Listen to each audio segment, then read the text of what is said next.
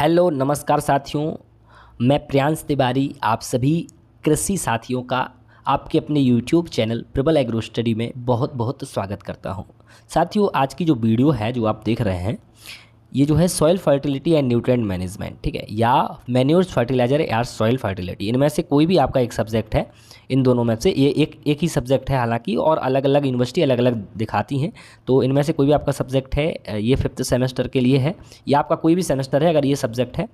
Mostly जो मैंने यहाँ पे लिया गया है 5th सेमेस्टर के से लिया गया है, लेकिन आपका कोई भी सेमेस्टर है बीएससी एग्रीकल्चर में और ये आपका सब्जेक्ट है, ये वीडियो आप देख सकते हैं। या आप किसी भी एग्ज़ाम की तैयारी कर रहे हैं कॉम्पिटेटिव एग्जाम की, तो ये वीडियो आपके लिए बहुत हेल्पफुल रहने वाली है। अब इस वीडियो में हम क्या क्या देखेंगे, सबसे पहले हम इसका सिलेबस देखेंगे, ठीक है, सिलेबस क्या है इसका, क्योंकि आज से ये सीरीज हम स्टार्ट कर रहे हैं, ठीक है, आप सभी के लिए, बीएससी एग्रीकल्चर के सभी साथियों के लिए, और ये अन्य जो छात्र आते हैं देखने के लिए जो एएफओ की तैयारी कर रहे हैं या किसी अन्य एग्जाम की तैयारी कर रहे हैं एग्रीकल्चर की, उनके लिए भी महत्वपूर्ण रहेगी। तो भाई, तो ये जो है सबसे पहले हम सिलेबस देखेंगे, उसके बाद हम जो ये सब्जेक्ट का नाम यहाँ लिखा हुआ है उसके कुछ बेसिक कॉन्सेप्ट देखेंगे। क्या देखेंगे? बेसिक्स देखेंगे, ठीक है, बेसिक्स। फिर इसके बाद हम इसके कुछ एमसीक्यूज़ भी देखेंगे बाद में। तो ये क्लास बहुत ज़्यादा महत्वपूर्ण होने वाली है, बहुत ज़्यादा, ये जो है बहुत ज़्यादा इंपॉर्टेंट होने वाली है। सबसे पहले जो बीएससी एग्रीकल्चर सेमेस्टर एग्जाम वाले हैं वो ध्यान देंगे भाई कि जो आपका soil fertility and nutrient management subject है, या आपका सब्जेक्ट का नाम है manures fertiliser and soil fertility, syllabus same ही है, मैंने मिला लिया है दोनों का, ठीक है। तो जो है आपका जो यहाँ पर जो दिए गए हैं टॉपिक्स उन पर थोड़ा सा चर्चा करेंगे, समझने का प्रयास कीजिएगा आपको इस सब्जेक्ट में क्या क्या पढ़ना है और क्या क्या मैं आपको यहाँ पे पढ़ाऊँगा। तो सबसे पहले आपको इंट्रोडक्शन यानी परिचय देखना है और इम्पोर्टेंस देखना है, ठीक है, किसका? ऑर्गेनिक मैन्योर्स, मतलब जैविक खाद का, ठीक है। और इसके गुण भी देखने हैं, properties and method of preparation, इसके बनाने की विधि आपको देखनी है।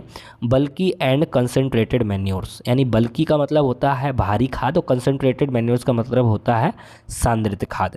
और ग्रीन लीफ मैन्योरिंग, जो आपकी जो हरी खाद को हम खेत में जो है पलट करके, जैसे कोई भी फसल को हम उगाते हैं जैसे ढैंचा वगैरह होती है, तो उसमें फ्लावरिंग होने पर ही उसको हम खेत में जो है कल्टीवेट कर देते हैं, उसी में पलट देते हैं, तो उसमें क्या होता है वो हरी खाद बन जाती है। तो ये आपका जो है, आप चाहें तो इसको एक बार स्क्रीनशॉट ले लेना और इसको अच्छे से पढ़िएगा। ये सब टॉपिक हम इसमें जो है पढ़ने वाले हैं, जो सीरीज हम आज से स्टार्ट कर रहे हैं। ये सीरीज आज से ही स्टार्ट हो रही है, याद रखिएगा। क्या इसमें हम क्या क्या देखेंगे? सबसे पहले हमने सिलेबस देख ही लिया है इसका, इसके बाद हम इसके जो कॉन्सेप्ट हैं वो देख रहे हैं। ये वीडियो जितना भी बड़ा हो 20-25 मिनट का, आप पूरा देखिएगा, बहुत आपके कंसेप्ट इसमें क्लियर होने वाले हैं। हो सके एक बार में समझ ना आए तो 2 बार में देख लेना, एक ही बार में समझ आ जाएगा, इतनी आसान भाषा में मैंने आपको इसमें समझाया है। कंसेप्ट के बाद इसमें जो कंसेप्ट पढ़ाऊंगा उसके एमसीक्यूज़ देखेंगे बाद में, उसी में तो मज़ा आएगा भाई, जो एमसीक्यूज़ देखेंगे उसी में तो मज़ा आएगा। तब तक आप सभी लोग जल्दी से वीडियो को लाइक कर दीजिए और अपने सभी साथियों के पास शेयर कर दीजिए, और हमें कमेंट करके बताइएगा आप कहाँ से देख रहे हैं, या आपका कोई डाउट है तो वो बताइएगा, आप किस यूनिवर्सिटी से हैं ये भी बताइएगा। काफ़ी खुशी होती है जब आप लोग कमेंट करते हैं, बताते हैं अपने बारे में, कुछ भी लिखते हैं हमें, तो ठीक है। अब हम इसके कुछ बेसिक्स देखेंगे। तो मूलभूत बातें इसकी क्या क्या हैं? तो सबसे पहले जो है सॉइल फर्टिलिटी आती है, मृदा उर्वरता जिसको हम बोलते हैं। तो बेसिकली ये होती क्या है सॉइल फर्टिलिटी? तो इसकी जो डेफिनेशन है उसको हम देख लेते हैं, ठीक है।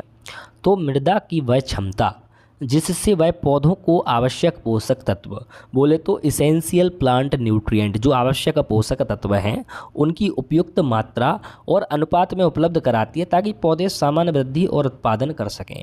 तो ये क्या हो गया है, इसको आप पढ़िए, एक बार और पढ़ लीजिए अपने हिसाब से, आपको ये याद हो जाएगा, गारंटी दे रहा हूँ। बहुत आसान शब्दों में लिखा है। तो इसमें लिखा ही क्या है? यही तो लिखा है कि जो है मृदा की वह क्षमता, ठीक है। तो मृदा की कौन सी क्षमता की जो आवश्यक पोषक तत्व हैं, एसेंशियल न्यूट्रिएंट हैं, वो पौधों को उचित मात्रा में उपलब्ध कराए, वही क्या होती है, वो आपकी क्या कहलाती है? मृदा उर्वरता या सॉइल फर्टिलिटी कहलाती है। तो भाई इसके प्रकार कितने होते हैं? तो आप कहेंगे सर कुछ प्रकार होते होंगे इसके सॉइल फर्टिलिटी के।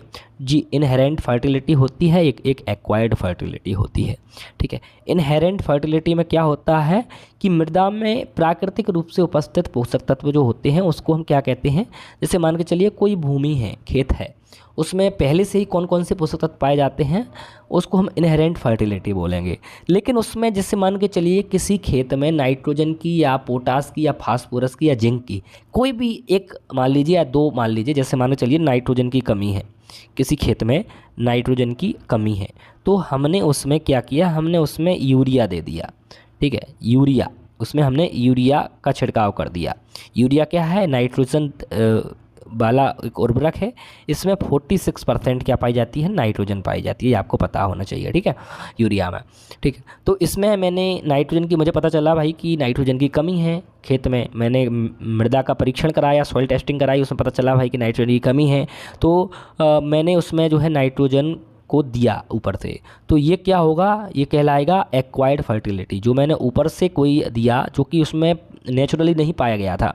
ठीक है, तो उर्वरक, खाद, सिंचाई और प्रबंधन से बड़ी हुई जो उर्वरता है, मतलब जो हमने आर्टिफिशियल तरीके से मृदा को कोई भी पोषक तत्व उपलब्ध कराया, तो उसको ही हम बोलेंगे क्या, आर्टिफिशियल तरीके से कराया उपलब्ध, उसको बोलेंगे एक्वायर्ड फर्टिलिटी। आशा करता हूँ आपको समझ आया होगा, इतनी आसान शब्दों में मैंने आपको समझाया है।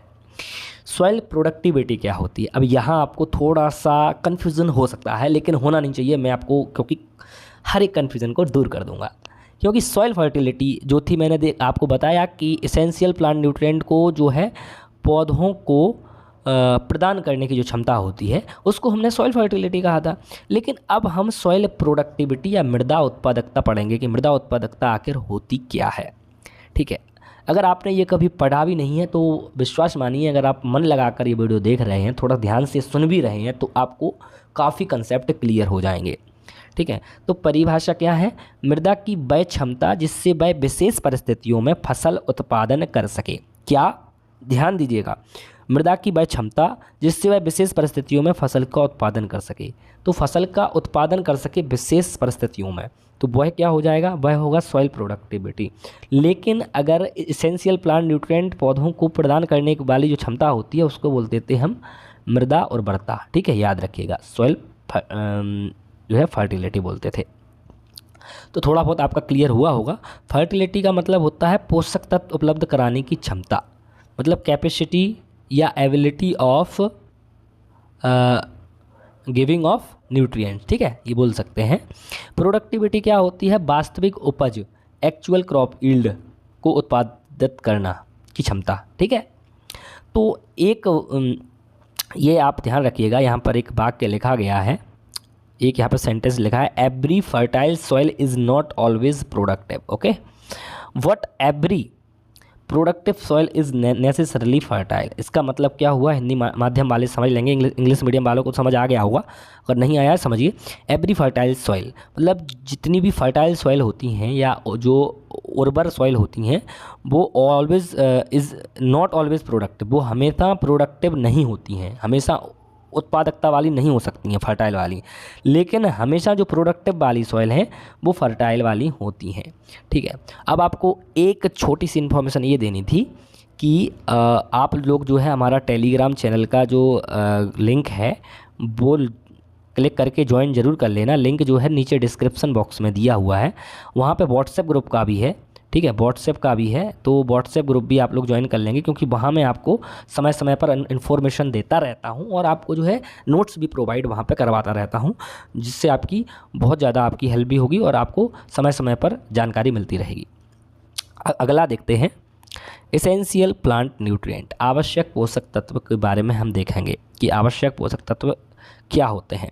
तो भाई कुल 17 आवश्यक पोषक तत्व हैं। कितने हैं, कुल 17 आवश्यक पोषक तत्व हैं। ये कौन कौन से हैं, 17 एसेंशियल न्यूट्रिएंट्स हैं। तो इनको भी हमने डिवाइड किया है अलग अलग भाग में, अलग अलग पार्ट्स में। पहला होता है प्राइमरी या मैक्रो न्यूट्रिएंट्स, इन हिंदी में बोलते हैं इनको हम प्रधान या मुख्य पोषक तत्व। ठीक है, तो समझ आ रहा होगा आपको। तो प्रधान या पोषक जो मुख्य पोषक तत्व हैं उनमें आपके NPK आते हैं। ठीक है, प्राइमरी में कौन कौन से आते हैं, NPK, ऐसे याद रखिए NPK, ये आपके कौन से हैं, प्राइमरी हैं। N for nitrogen, P for phosphorus, K से अपन पोटास बोलते हैं, पोटेशियम। ठीक है, ये क्या होते हैं, हमारे प्राइमरी न्यूट्रिएंट्स होते हैं। ये आपको बहुत हेल्प करेंगे आगे। ठीक है, आगे जाके बहुत हेल्प करेंगे ये। हो सके आप अगर नोट्स बना रहे हैं तो नोट्स बनाइएगा, और हमारा टेलीग्राम चैनल का जो मैंने बताया आपको वो ज़रूर ज्वाइन कर लेना। ठीक है, और दूसरा है सेकेंडरी न्यूट्रिएंट। तो सेकेंडरी न्यूट्रिएंट्स भी 3 होते हैं। ठीक है, कौन से होते हैं, कैल्शियम, मैग्नीशियम, सल्फ़र। ये जो है आप अगर 2-4 बार पढ़ेंगे ना दिन में कि ऐसे इनको याद करने की तरीका मैं आपको करने का तरीका बताता हूँ। जैसे टोटल 17 हैं, तो प्राइमरी कितने हैं? 3 हैं। कौन से हैं? एन है, पी है, के है। एन पी के नाइट्रोजन, फास्फोरस, पोटास, ठीक है, एन पी के हो गया। अब भाई आप कहेंगे ये तो हो गया प्राइमरी। अब सेकेंडरी कौन कौन से हैं? देखिए अभी बताया, कैल्शियम है, मैग्नीशियम है, ठीक है, और ये सल्फ़र है, ठीक है, CaMgS, ठीक है। तो ये हो गया आपके सेकेंडरी। ये याद करने वाली चीज़ है और ये आपको याद करना पड़ेगा। टोटल कितने बताए थे ये आपका पूछा जा सकता है। जो आपके जो MCQ वाले एग्ज़ाम होंगे उसमें पूछा जाएगा कि टोटल कितने दिए गए हैं, तो 17 दिए गए हैं। किन के द्वारा दिए गए हैं? तो आर्नन एंड स्टाउट के द्वारा। आगे आएगा, इसमें आएगा। तो आर्नन एंड स्टाउट के द्वारा दिए गए हैं, ये भी आपको याद देना है, ठीक है। अगला जो है माइक्रो न्यूट्रिएंट्स है, सूक्ष्म मात्रिक पोषक तत्व हम बोलते हैं इनको, जो कि पौधों के लिए कम मात्रा में आवश्यक होते हैं। इनमें कौन से हैं? 8 हैं ये। Iron, magnesium, zinc, copper, boron, molybdenum, chlorine, nickel, ठीक है। अब ये जो हैं इनसे प्रश्न कैसे पूछा जाता है? जैसे 17 के अलावा कार्बन, हाइड्रोजन, ऑक्सीजन को भी आवश्यक माना गया है, वायुमंडल से प्राप्त होते हैं, ठीक है। तो टोटल हमारे जो हैं कितने हो जाते हैं ये? जैसे 17 ये होगा, देखिए 3 तो हमारे हुए ये प्राइमरी, ठीक है, 3 और 3 हुए सेकेंडरी, तो कितने हो गए? 6, और 8 और 6 हमारे कितने हो गए? ये 8 ये हो गए। 8 + 6 = ये आपके हो गए हैं, एक मिनट रुकिएगा, 8 ये हैं टोटल, 6 ये हैं और 3 ये हैं। 8 6 14 और 3 17 हो जाएंगे, ठीक है। कितने? 17 हो जाएंगे। 17 कौन कौन से हैं भाई?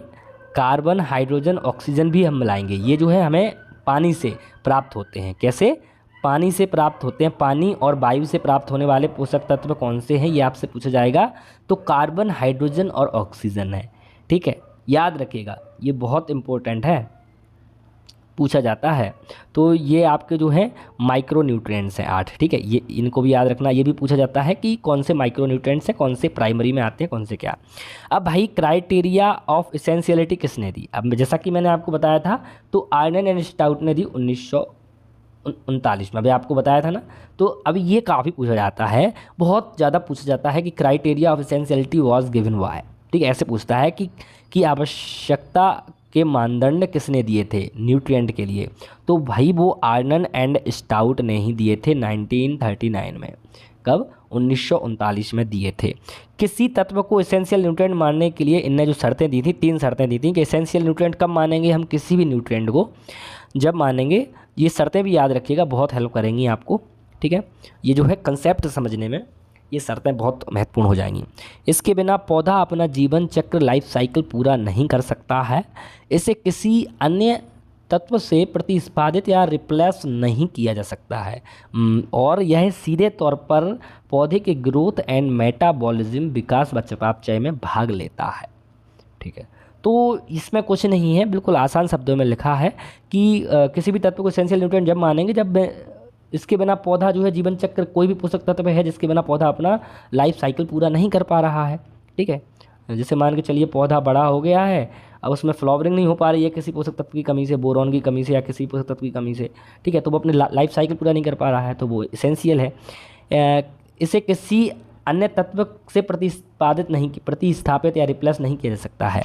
जैसे मान के चलिए कि ऐसा नहीं हो सकता है कि अगर पौधे में जिंक की कमी है और हम नाइट्रोजन दे दें और वो पूरा हो जाए, नहीं, ऐसा नहीं हो सकता। अगर जिंक की कमी है तो जिंक ही देना पड़ेगा, तो जिंक क्या है? एसेंशियल है, ठीक है। और अगर नाइट्रोजन की कमी है, हम जिंक देंगे तो वो उसकी पूर्ति नहीं कर सकता। यही कहने का मतलब कर रहा है कि रिप्लेस नहीं हो सकता। आप ऐसा नहीं हो सकता कि भाई जैसे मुझे खाने की जैसे मेरे शरीर में कैल्शियम की कमी है और मैं आयरन की गोली खाऊं, तो नहीं, उससे आराम नहीं मिलेगा, मुझे कैल्शियम ही खाना पड़ेगा। इससे आप रिलेट कर सकते हो, ये सही पौधों के लिए होता है।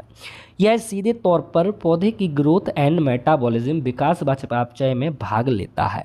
तो ये भी आप याद रखिएगा कि जो एसेंशियल न्यूट्रिएंट होते हैं वो सीधे तौर पर जो है ग्रोथ और मेटाबॉलिज्म में जो है विकास और चयापचय में भाग लेते हैं, ठीक है। तो जब वो एसेंशियल है, उसके बिना लाइफ साइकिल पूरी नहीं हो रही है और उसको रिप्लेस भी नहीं कर सकते हैं, तो भाई वो ग्रोथ और मेटाबॉलिज्म में तो अपना भाग लेगा ही, कन्फर्म बात है, ठीक है। अब अगला हमारा टॉपिक है nutrient functions and deficiency symptoms. ठीक है, तो पोषक तत्वों की भूमिका की कमी के लक्षण क्या क्या हो जाएंगे। अब इसको अगर अभी ना भी पढ़े तो कोई दिक्कत नहीं है, इसको हम बाद में देख लेंगे। ठीक है, आप चाहें तो इसका स्क्रीनशॉट ले सकते हैं, इसको हम बाद में, ये भी बहुत इंपॉर्टेंट है, मोस्ट इंपॉर्टेंट है, इसको हम जो है बाद में देखेंगे जब हम जो है न्यूट्रिएंट्स पढ़ेंगे। ये जो है इसको अभी हम इसमें नहीं देख रहे हैं, अभी हम कंसेप्ट देख रहे हैं ना, वीडियो बहुत लंबा हो जाएगा। अब ये ज़रूर देख लेंगे कि कौन कौन से फैक्टर हैं जो कि सॉइल फर्टिलिटी को कम करते हैं। ठीक है, अब जो पिछला मैंने जो छुड़वाया है इसको मैं करवा दूंगा, आपको चिंता मत कीजिएगा, नेक्स्ट वीडियो में आगे आने वाले वीडियो में। अभी तो सीरीज़ का ये फर्स्ट वीडियो है। ठीक है, ऐसे कई वीडियो आने वाले हैं। ठीक है, आप सभी के लिए तो बस आप सभी का प्यार चाहिए इस वीडियो के ऊपर, बहुत ज़्यादा सपोर्ट चाहिए आप लोगों का। मैं आप लोगों के लिए मेहनत करने के लिए बिल्कुल तैयार हूँ।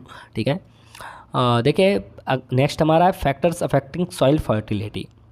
बोले तो मृदा उर्वरता को प्रभावित करने वाले कारक कौन कौन से हो सकते हैं जो कि सॉइल फर्टिलिटी को अफेक्ट करते हैं।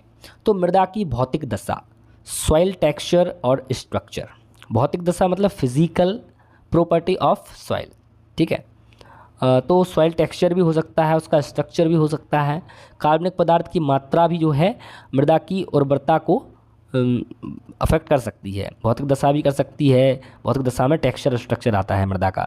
ठीक है, कार्बनिक पदार्थ की मात्रा, ऑर्गेनिक मैटर कंटेंट भी कर सकता है। जैसे अगर कम है ऑर्गेनिक मैटर कंटेंट तो उसमें नाइट्रोजन की कमी हो जाएगी। ऑर्गेनिक मैटर जो है नाइट्रोजन का विशेष रूप से, ये पॉइंट आप चाहें तो लिख सकते हैं अभी कि ऑर्गेनिक मैटर जो होता है या जिसको हम कार्बनिक पदार्थ बोलते हैं या ह्यूमस भी आप बोल सकते हैं, इसी का पदार्थ है। तो ये किसका है, तो भाई ये नाइट्रोजन का जो है स्रोत है। स्रोत मतलब सोर्स है, याद रखिएगा। अगला है मृदा पीएच। मृदा पीएच भी सॉइल फर्टिलिटी को इफेक्ट करता है। नमी और तापमान भी करता है, याद रखिएगा। उर्वरक और खाद प्रबंधन भी करता है। इसके साथ साथ आपका जो है फसल चक्र जो होता है वो भी आपकी फसल की उर्वरता को अफेक्ट करता है। क्योंकि अगर हमने मान के चलिए फसल चक्र कौन सा अच्छा रहता है, फसल चक्र में जो है फसल को हमें जो अदल बदल के बोना होता है।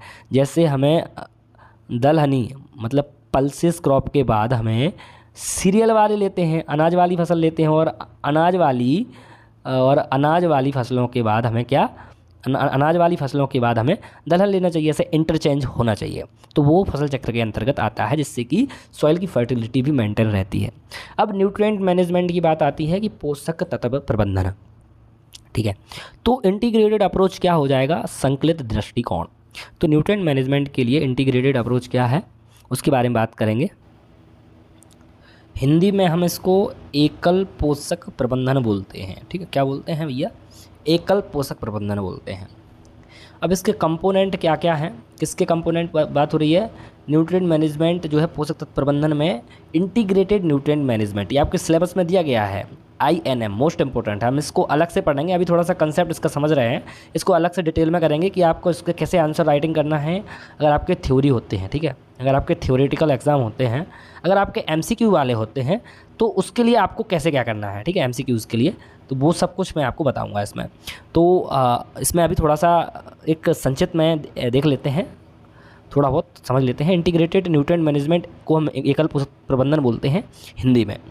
कंपोनेंट इसके होते हैं ऑर्गेनिक मैन्योर, जैविक खाद, FYM फार्म यार्ड मैन्योर बोलते हैं इसको हम, FYM को। कंपोस्ट भी होता है, ग्रीन मैन्योर भी होता है। तो ग्रीन मैन्योर के बारे में हमको बहुत कुछ पढ़ना है अभी, नेक्स्ट क्लासेस जो आने वाली हैं। अभी हमको जो है 20 क्वेश्चंस अभी इसके प्रैक्टिस भी करने हैं, तो 5 मिनट और एक्स्ट्रा लगेंगे। ठीक है, इसके बाद तो इनऑर्गेनिक फर्टिलाइज़र भी इसके जो अवयव हैं, अकार्बनिक उर्वरक। ठीक है, यूरिया, DAP, MOP एट्सेट्रा यहाँ पे और भी ऐड हो सकते हैं। ठीक है, बायो फर्टिलाइज़र में क्या हो जाएगा, राइजोम, एजोटोबैक्टर, PSB। तो जितने भी बायो फर्टिलाइजर्स भी होते हैं उनको भी हम इसमें पढ़ेंगे इस सब्जेक्ट में। ठीक है, तो आपका एक कंप्लीट एक बेस बन जाएगा ये सब्जेक्ट पढ़ने के बाद, और आप जो है बहुत ज़्यादा कंसेप्ट सीख जाएंगे।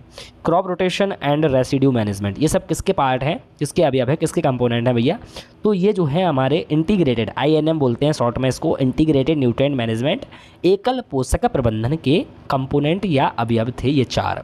ठीक है, पढ़ लिया जो हमने, इसको हम बाद में देखेंगे, इसको बहुत अच्छे तरीके से देखेंगे आने वाले वीडियोज़ में। उद्देश्य इसका क्या है, उच्च उत्पादन, हायर प्रोडक्टिविटी प्लस मृदा की स्थायी उर्वरता, सस्टेनेबल फर्टिलिटी। तो इसका उद्देश्य यही होता है इंटीग्रेटेड न्यूट्रिएंट मैनेजमेंट का कि हमें जो है हायर प्रोडक्टिविटी मिले, उच्च उत्पादकता मिले, और सस्टेनेबल तरीके से हम खेती करें और फर्टिलिटी जो है उसकी सॉइल इरोजन ना हो। ठीक है, अब टॉप MCQs यहाँ पे टॉप 20 MCQs लाके आया हूँ यहाँ पे आपके लिए। तो अब ये तो यहाँ पे टिक ही लगा हुआ है, पहले से ही टिक लगा दिया मैंने। देखिए, मृदा की वह क्षमता जिससे पौधों को आवश्यक पोषक तत्व उपलब्ध होते हैं वो क्या कहलाती है? Ability of soil to supply essential nutrient to plants is called. ठीक है, अब असली मज़ा शुरू हुआ है। अब भाई ये चीज़ हम पढ़ के बैठे हैं, ठीक है, आप लोगों ने पढ़ ली है ये चीज़। अब ये आपको हलवा लग रहा होगा, तो ऐसा ही तो एग्ज़ाम में लगना है भैया, ऐसा ही लगेगा एग्जाम में, हलवा ही लगेगा या पढ़ लोगे तब। Ability of soil to supply essential nutrient to the plants is called soil fertility. Hindi में बोले तो मृदा उर्वरता। अब इसको आप हिंदी वाले थोड़ा सा कॉम्प्रोमाइज़ कीजिएगा, ठीक है, मृदा उर्वरता बोलते हैं, तो इसलिए मैं हिंदी इंग्लिश दोनों में पढ़ा रहा हूँ कि समझ में आपको आए। ठीक है, सॉइल फर्टिलिटी यानी मृदा उर्वरता का अध्ययन सबसे पहले किसने किया था? सबसे पहले लीविग ने किया था। ये हमारे सॉइल साइंटिस्ट हैं, ठीक है, याद रखिएगा, सॉइल साइंटिस्ट है, ठीक है, याद रखिए, सॉइल साइंटिस्ट हैं। अगला क्वेश्चन है हमारा, प्रत्येक उत्पादक मृदा जो प्रोडक्टिव सॉइल होती है, एवरी प्रोडक्टिव सॉइल जो है वो फर्टाइल होती है। ठीक है, देखिए वही क्वेश्चन आ गया जो हमने पढ़ा था स्टेटमेंट, उन दोनों में अंतर करने के लिए वही क्वेश्चन यहाँ पे आ गया है, इसलिए रखा है ये क्वेश्चन कि आपको समझ में आए। जो प्रत्येक उत्पादक मृदा है या प्रोडक्टिव सॉइल उर्वर होती है, परंतु प्रत्येक उर्वरक मृदा उत्पादक नहीं होती, यह किससे संबंधित है? तो भाई ये फर्टिलिटी वर्सेस प्रोडक्टिविटी से संबंधित है, तो आपको बताया था ना। तो ये चीज़ें आपको अब बहुत आसान लगेंगी। अगर आप ये क्लास ना देखी होती और फिर ये क्वेश्चंस लगा रहे होते तो आप कहते भाई ये तो बहुत कठिन चीज़ है, पता नहीं क्या पूछ रहा है। देख रहे हो, अगर आपने थोड़ा सा ध्यान से अगर सुना होगा तो सारे क्वेश्चन आपको बनेंगे। कुल कितने पोषक तत्व पौधों के लिए आवश्यक माने गए हैं? भाई टोटल 17 है। जब हमारा निकिल नहीं जोड़ा था तब 16 थे। अगर ये पूछे कि निकिल को नहीं जोड़ के, ये तो आपसे पूछ ही नहीं सकता है कि निकिल को ना जोड़ के, क्योंकि अभी वर्तमान में 17 ही माने गए हैं कुल पोषक तत्व, तो 17 ही आपका सही माना जाएगा। ठीक है, यही पूछेगा आपसे, याद रखिएगा। हमारा अगला क्वेश्चन है कि पौधों के लिए प्राथमिक पोषक तत्व कौन से हैं? तो ये भी मैंने आपको बताया था, NPK हैं, ये हमारे सेकेंडरी हैं, CAMG, ये हमारे प्राथमिक हैं, यानी ये हमारे प्राइमरी हैं। देखिए एक बार और पढ़ लीजिए, आपका रिवीजन अच्छे से हो जाएगा। ये हमारे प्राइमरी हैं, ये हमारे सेकेंडरी हैं। अब मैंने इसको कैसे याद किया था पर्सनली आपको बताता हूँ, ठीक है, बताऊँगा, थोड़ा सा ध्यान दीजिएगा। ये आपके जो दोनों ऑप्शन दिए गए हैं ये आपके क्या हैं, 1 2 3 4 5 6 दिए गए हैं, 8 हैं वैसे टोटल। तो ये आपके क्या है, ये आपके माइक्रो या सूक्ष्म पोषक तत्व हैं, ठीक है, माइक्रो न्यूट्रिएंट्स हैं। इनकी बहुत कम आवश्यकता होती है पौधों को, लेकिन आवश्यकता होती है। ठीक है, अब इनको मैंने कैसे याद किया था, जैसे प्राइमरी कौन से होते हैं, तो मैंने इसको किया कि प्राइमरी है NPK, ऐसे याद हो गया। अब भाई हमको सेकेंडरी करना है याद, CAMGS, calcium magnesium sulphur. Secondary कौन से हैं, कैल्शियम मैग्नीशियम सल्फर। इसे बार बार दोहराने से मुझे याद हो गया था। अब बाकी के जो बच्चे हैं वो हमारे माइक्रो न्यूट्रिएंट्स हैं, केवल किनको छोड़ करके, तो भाई वो तो आपको ही पता है कि इनमें से मतलब ये बाकी के, इनके अलावा NPK और CAMGS के अलावा सारे माइक्रो न्यूट्रिएंट्स हैं। किनको छोड़ करके, तो CHO को छोड़ करके, मतलब कार्बन हाइड्रोजन ऑक्सीजन को छोड़ करके। ये आपके जो हैं ये आपके अलग आते हैं, ये आपके अलग हैं, इनको हम आगे और समझेंगे। ठीक है, तो ये आपके जो हैं ये आपके मुख्य पोषक तत्व होते हैं।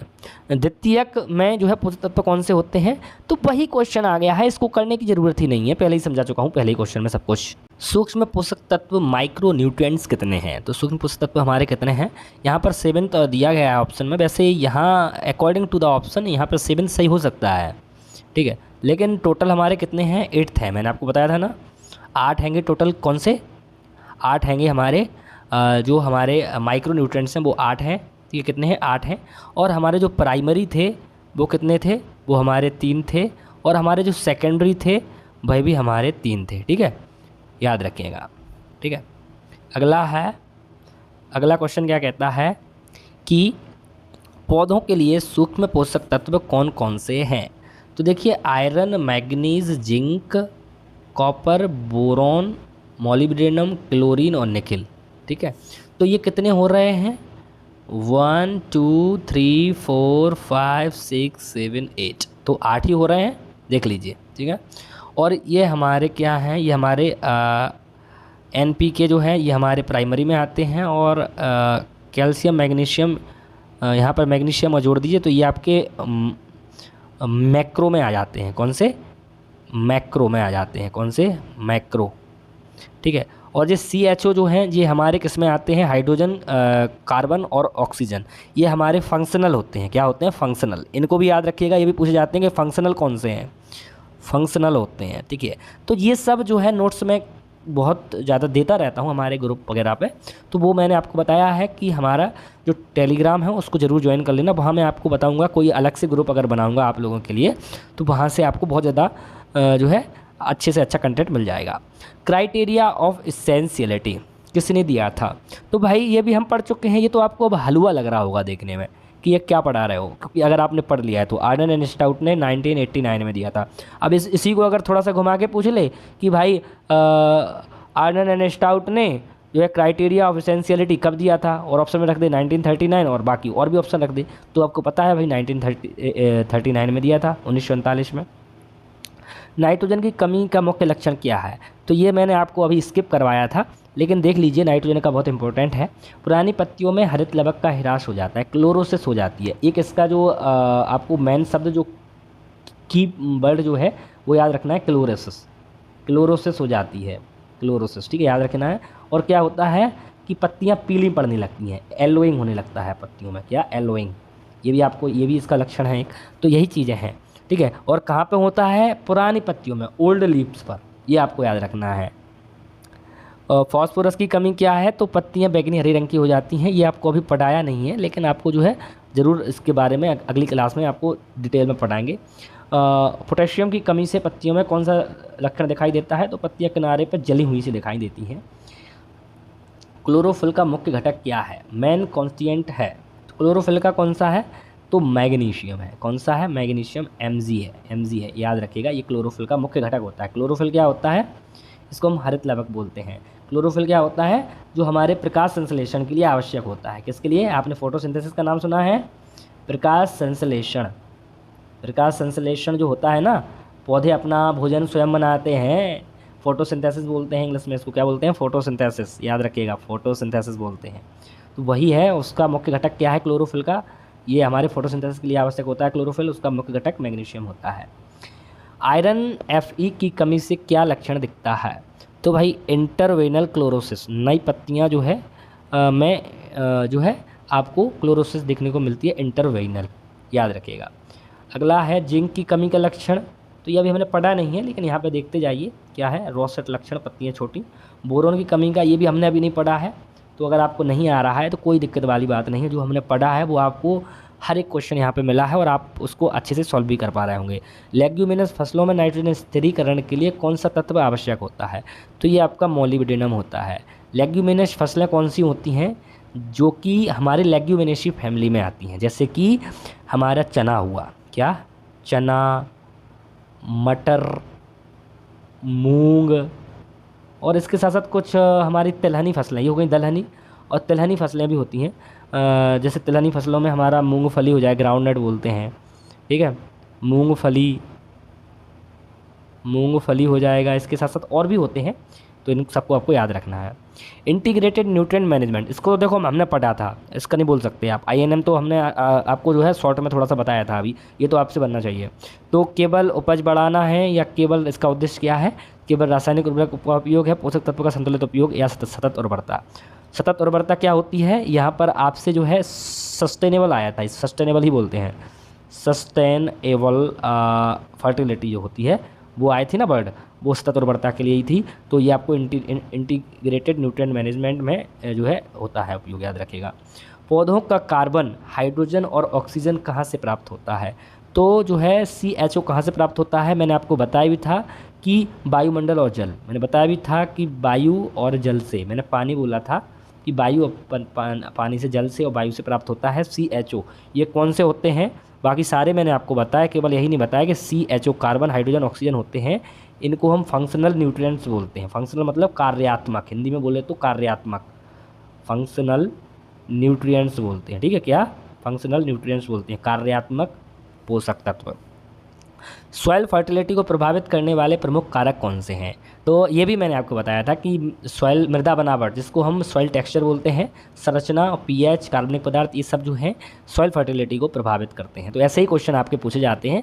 अगर आपके जो है थ्योरेटिकल एग्ज़ाम होने हैं तो भी आपको बहुत ज़्यादा जो है बहुत ज़्यादा आपके जो है पॉइंट्स क्लियर हो गए हैं। अगर आप थ्योरी में भी लिख रहे हैं कुछ भी अपनी भाषा में भी, और उसमें भी अगर आप ये पॉइंट्स ऐड करते जाएँ, तो मैं गारंटी से कह सकता हूँ कि आपको नंबर जो है बहुत ज़्यादा अच्छे तरीके से आपकी कॉपी चेक होगी और बहुत अच्छे तरीके से आपको नंबर भी दिए जाएंगे। ठीक है साथियों, इसी के साथ इस वीडियो को यहीं पे हमको जो है पूरा करते हैं और अगली वीडियो आपके लिए बहुत शानदार तरीके से लेके आते हैं।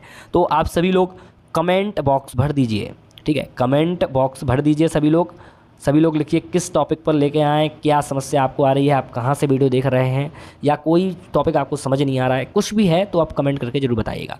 ठीक है साथियों, मिलते हैं अगली वीडियो में, तब तक के लिए जय हिंद, जय भारत।